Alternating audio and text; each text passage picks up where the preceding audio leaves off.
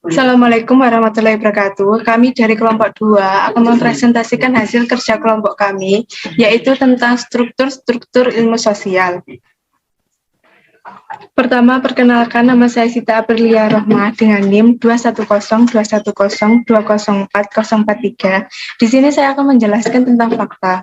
Fakta dalam bahasa Latin disebut factus, merupakan segala sesuatu yang tertangkap oleh indera manusia atau data keadaan nyata terbukti dan telah menjadi suatu kenyataan. Fakta adalah suatu penerapan konsep dengan menunjukkan suatu contoh, nama, objek, atau peristiwa yang pernah terjadi pada masa lampau atau pada saat ini. Fakta dihasilkan dari data yang diperoleh di tempat penelitian dengan menggunakan penglihatan dan pendengaran, lalu diolah dengan prosedur tertentu sehingga dihasilkan sebuah fakta. Selanjutnya, tentang ciri-ciri yang dapat menyatakan bahwa itu fakta. Pertama, abstraksi dari kenyataan yang diamati. Kedua, sifatnya khusus atau terbatas. Ketiga, eratnya hubungan dengan jawaban atas apa, siapa, kapan, di mana, dan juga dapat berupa benda-benda yang benar-benar ada atau peristiwa yang pernah terjadi di masa lalu. Keempat, dapat diuji kebenarannya secara empiris. Kelima, yang digunakan untuk mengembangkan sebuah konsep. Perkenalkan, nama saya Nafirda Berliana Cahyani dengan NIM 2102102040076. Di sini saya akan menjelaskan tentang konsep struktur ilmu sosial. Ilmu pengetahuan sosial merupakan terjemahan dari social studies yang merupakan ilmu sederhana. Tujuan untuk pendidikan meliputi aspek-aspek sebagai berikut. A. Geografi. Geografi adalah ilmu yang mempelajari persamaan dan perbedaan fenomena geosfer dengan sudut pandang lingkungan atau kewilayahan dalam konteks keruangan. Konsep dasar geografi meliputi konsep bumi sebagai planet, variasi cara hidup, variasi wilayah-wilayah secara alami, makna wilayah bagi manusia, pentingnya lokasi dan memahami peristiwa dunia. B. Sejarah. Sejarah adalah gambaran tentang peristiwa masa lampau yang dialami manusia, disusun secara alamiah meliputi urutan waktu. Konsep dasar sejarah meliputi waktu, dokumen, alur peristiwa, kronologis, peta, tahap-tahap peradaban, ruang, evolusi, dan revolusi. C. Antropologi. Antropologi adalah suatu studi yang membahas mengenai budaya masyarakat suatu etnis. Konsep dasar antropologi meliputi kebudayaan, tradisi, pengetahuan, ilmu, teknologi, norma, lembaga, seni, bahasa, dan lambang. D. Sosiologi. Sosiologi adalah ilmu sosial yang secara khusus mempelajari interaksi sosial. Frank H. Henking mendefinisikan sosiologi adalah studi ilmiah tentang fenomena yang timbul dari hubungan kelompok umat manusia. Konsep dasar sosiologi meliputi norma, interaksi, individu, kelompok, peraturan, sistem nilai, struktur sosial, organisasi sosial, perubahan sosial, dan komunitas. E. Psikologi sosial. Psikologi sosial adalah studi ilmiah tentang proses mental manusia sebagai makhluk sosial. Psikologi sosial dapat didefinisikan juga sebagai ilmu tentang peristiwa perilaku antar personal. Konsep dasar psikologi sosial meliputi emosi terhadap objek sosial, perhatian, minat, kemauan, motivasi, kecerdasan dalam menanggapi persoalan sosial, penghayatan, kesadaran, harga diri, sikap mental, kepribadian. F. Ekonomi. Ekonomi merupakan suatu studi ilmiah mengenai bagaimana cara manusia memenuhi kebutuhan materi. Bapak ilmu ekonomi, Smith, mendefinisikan ilmu ekonomi secara sistematis, yaitu mempelajari tingkah laku manusia dalam usahanya untuk mengalokasikan sumber-sumber daya yang terbatas guna mencapai tujuan. Konsep dasar ekonomi meliputi modal, keuangan ekonomi, keuntungan sosial, penawaran permintaan, konsumsi, produksi, distribusi, tenaga kerja, kebutuhan yang tidak terbatas, pemuasan kebutuhan, sumber daya terbatas, dan sistem moneter. G. Politik dan pemerintahan. Ilmu politik merupakan ilmu yang mempelajari kehidupan negara. Mempelajari negara melakukan tugasnya mencapai tujuan tertentu sesuai dengan tugas tersebut. Mempelajari kekuatan kekuasaan sebagai penyelenggaraan negara, mempelajari kekuasaan pemerintah negara. Pemerintahan yaitu penyelenggaraan pelaksanaan kerja secara operasional suatu negara, atau dengan kata lain, pemerintahan itu adalah aparat pelaksana negara. Konsep dasar politik dan pemerintahan meliputi kekuasaan negara, undang-undang, kabinet, DPR, DPA, MA, kepemimpinan, demokrasi, wilayah, kedaulatan rakyat, otoriter, monarki, dan republik. Perkenalkan, nama saya Sofi Elika dengan NIM 21020204074. Di sini saya akan menjelaskan tentang konsep dasar.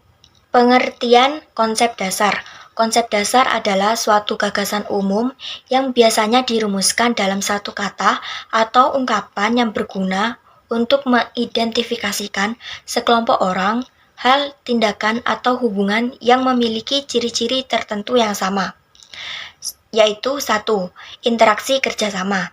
Manusia dalam kelompok sering bersepakat untuk bekerja sama, melakukan pekerjaan, memecahkan masalah, dan untuk memenuhi kebutuhan bersama. Kedua, saling ketergantungan. Manusia saling bergantungan dalam beragam cara, mulai dari peliharaan dan dukungan perasaan sampai pada pertukaran barang dan jasa. Ketiga, kesinambungan dan perubahan. Kesinambungan terjadi karena lembaga perkawinan menyebabkan manusia dilahirkan dan kemudian melahirkan. Keempat, keragaman atau kesamaan atau perbedaan.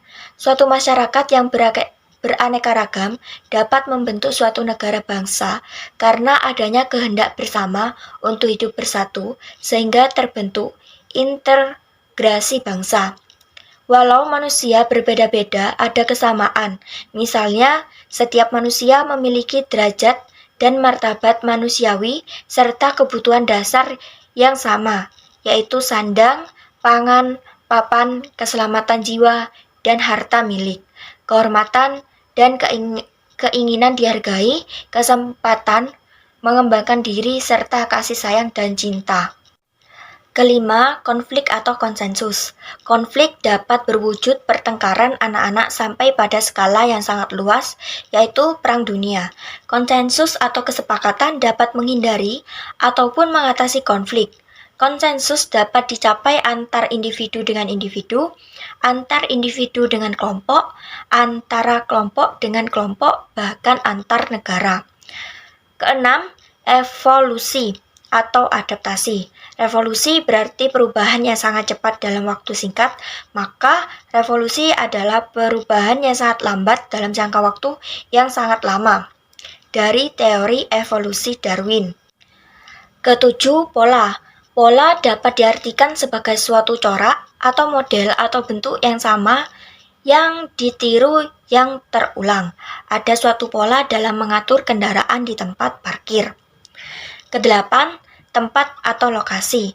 Tiap benda mati makhluk hidup yang baik bergerak maupun yang tak bergerak membutuhkan tempat atau ruang. Tiap peristiwa alam dan peristiwa sosial, termasuk peristiwa sejarah, tidak hanya terjadi dalam waktu, tetapi juga pada tempat atau ruang tertentu. Kesembilan, kekuasaan atau wewenang. Kekuasaan atau power adalah kemampuan membuat orang-orang lain melakukan sesuai dengan yang dikehendakinya. Pada kebanyakan kelompok sosial, kekuasaan dipegang oleh seorang individu atau suatu kelompok dan terbagi secara tidak merata. 10. Nilai atau kepercayaan. Nilai diakui berdasarkan pertimbangan hati nurani manusia dan karena itu bersifat universal. Disiplin adalah suatu nilai karena memiliki banyak kebaikan, banyak manfaat bagi perkembangan pribadi dan masyarakat. Ke-11, sebab atau akibat. Segala yang terjadi mempunyai sebabnya didasari atau tidak rangsangan atau stimulasi, menimbulkan tanggapan atau respon.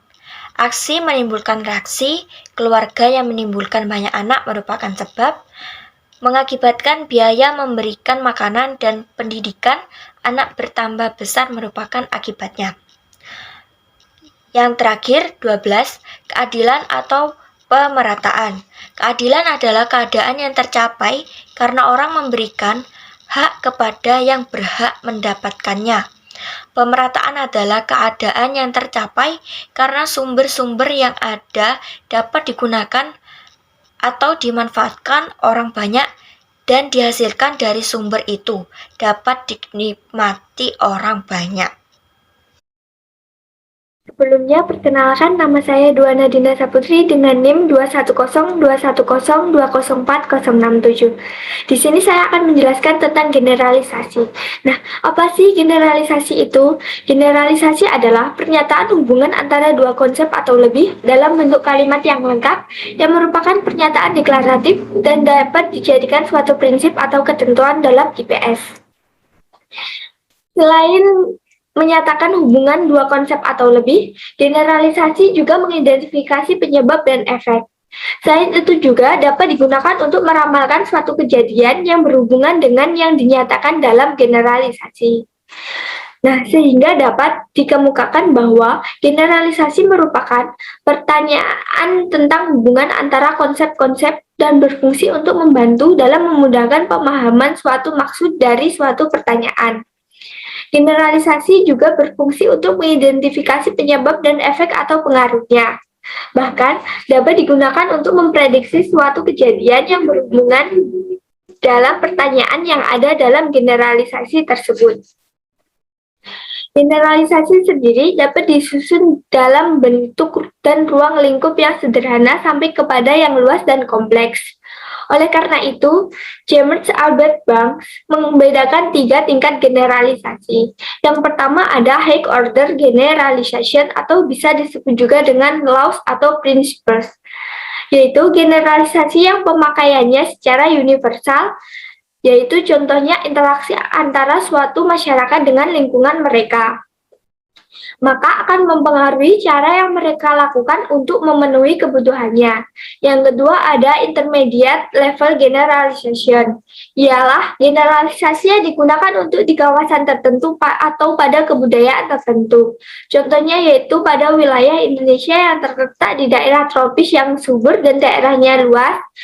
Nah, kebanyakan terdapat pada pedesaan, menyebabkan bangsa Indonesia di bagian pedesaan sebagian besar hidup dari sektor pertanian. Nah, yang ketiga ada law order generalization, yaitu generalisasi yang digunakan atas data dari 2 atau 3 sampel kecil, misalnya pada sekelompok atau satu kawasan tertentu. Yaitu contohnya kelimpahan curah hujan yang tinggi serta suhu udara yang sejuk, menyebabkan daerah tersebut cocok untuk ditanami sayuran seperti kol, sawi, maupun kentang. Nah, sedangkan menurut tipe-tipenya, generalisasi menurut Frankel dibedakan menjadi 4 macam, yaitu ada generalisasi deskriptif, kausal, korelatif, dan kondisional. Nah, dengan demikian, generalisasi yaitu sebagian pembantu berpikir dan memahami, tidak hanya sekedar mendeskripsikan data, tetapi juga memberikan struktur pada data tersebut. Perkenalkan, nama saya Nuraini Nupus dengan NIM 2102102040081. Saya akan menjelaskan teori dalam IPS. Teori menurut Jojo Suroto Kinayati dan MLA Sumayati. Teori adalah serangkaian asumsi, konsep, konstruk, dan proposisi untuk menerangkan suatu fenomena sosial secara sistematis dengan cara merumuskan hubungan antar konsep. Pengertian teori lainnya. Menurut Neumann, teori adalah seperangkat konstruk atau konsep, definisi, dan proposisi yang berfungsi untuk melihat fenomena secara sistematis melalui spesifikasi hubungan antar variabel, sehingga dapat berguna untuk menjelaskan dan meramalkan fenomena. Kata teori memiliki arti yang berbeda-beda pada bidang pengetahuan yang berbeda pula, tergantung pada metodologi dari konteks diskusi. Secara umum, teori merupakan analisis hubungan antara fakta yang satu dengan fakta yang lain pada sekumpulan fakta-fakta. Selain itu, berbeda dengan teorema, penyataan teori umumnya diterima hanya sementara dan berasal dari penarikan kesimpulan yang memiliki potensi kesalahan. Berbeda dengan penarikan kesimpulan pada pembuktian matematika. Unsur-unsur teori. 1. Konsep, yang artinya sebuah ide yang diekspresikan dengan simbol atau kata. 2. Skop, yaitu memiliki konsep yang bersifat abstrak dan konkret. 3. Relationship, merupakan relasi dari konsep-konsep atau bagaimana konsep ini berhubungan. Sekian video pembelajaran dari kelompok kami.